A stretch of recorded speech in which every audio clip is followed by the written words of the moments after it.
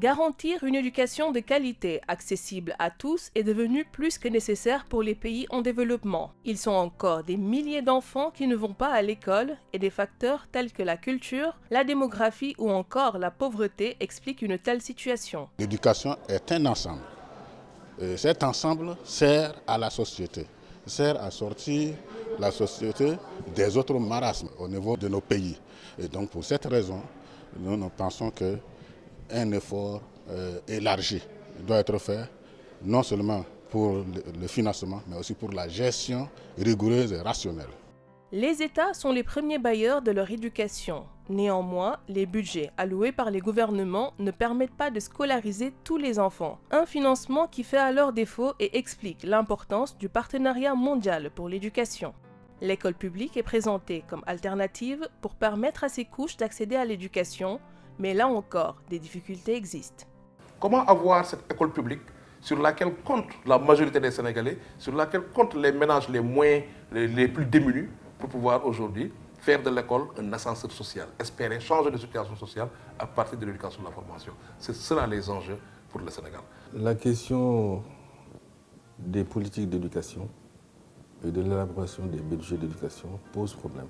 Il y a une contribution des ménages qui contribuent pour plus d'un tiers dans le financement de l'éducation des pays.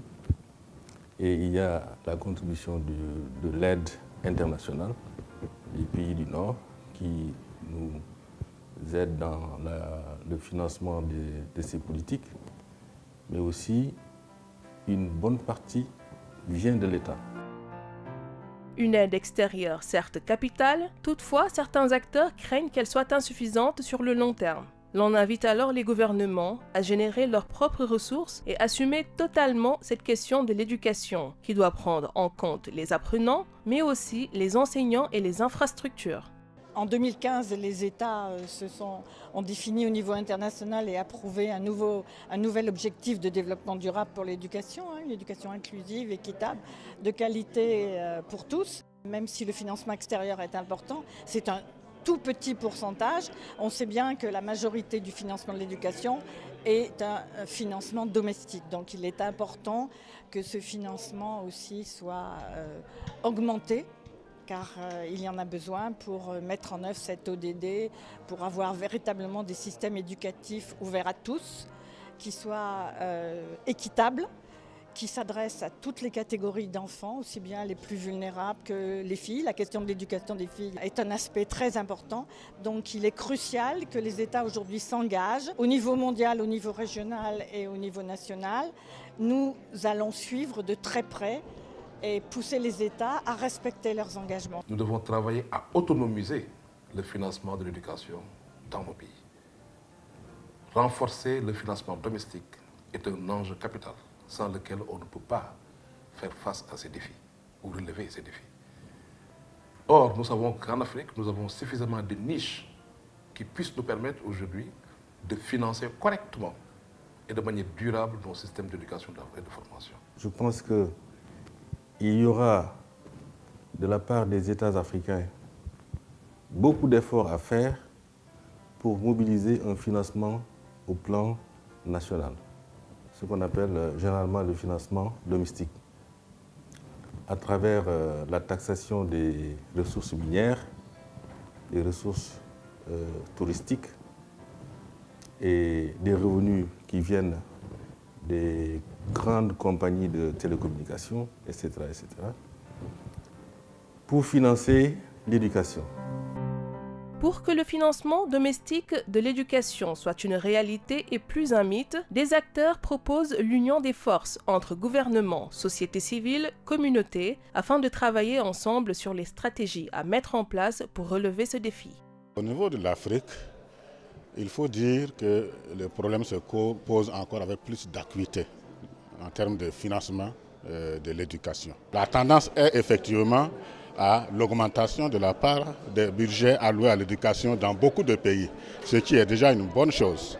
Donc on commence par ce qui est déjà fait et on espère que le degré que l'on souhaite atteindre puisse progressivement être atteint dans les années à venir. L'éducation, c'est une responsabilité partagée.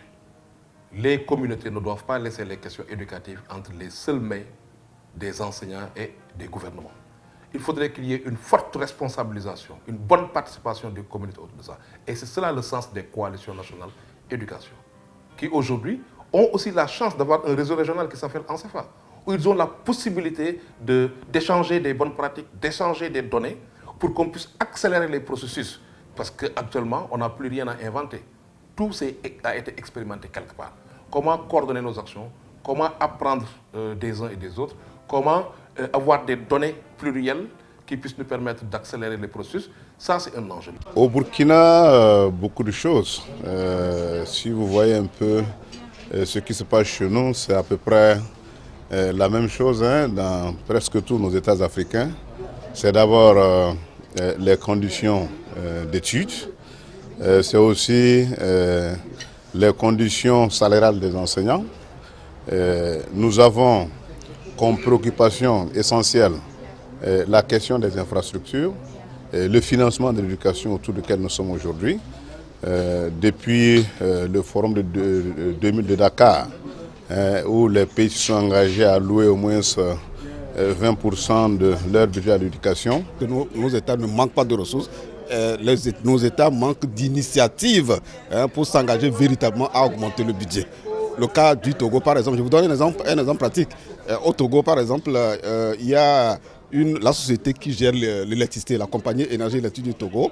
Le directeur sortant avait appliqué 5 francs symboliques sur les factures. Je vous dis, c'est plus de 500 millions qu'ils collectent par mois pour reverser aux collectivités locales pour financer leurs factures et faire l'extension du courant dans les zones qui n'ont pas d'électricité.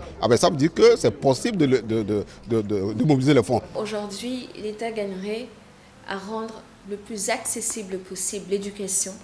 Pas seulement l'éducation de base, mais également l'enseignement supérieur. Aujourd'hui, l'enseignement privé ne soit pas une alternative forcée qui risquerait de soustraire de la communauté éducative, qui risquerait de soustraire de la communauté de jeunes qui veulent se former, ceux qui n'en ont pas les moyens. À travers ces dernières années, on peut vraiment dire, en toute humilité, que le Sénégal a pris conscience de l'importance de l'éducation. Le Sénégal qui accueille cette 3e rencontre de reconstitution des fonds, une première pour l'Afrique, est cité en exemple devant ses pairs. En effet, le gouvernement qui a alloué plus de 25% du budget national à l'éducation s'intéresse à cette problématique et veille à l'alphabétisation de tous. Au sortir de cette rencontre sur le financement du Partenariat mondial pour l'éducation, des actions innovantes devront être menées pour permettre à chaque enfant d'accéder à une éducation de qualité, équitable, efficace, inclusive.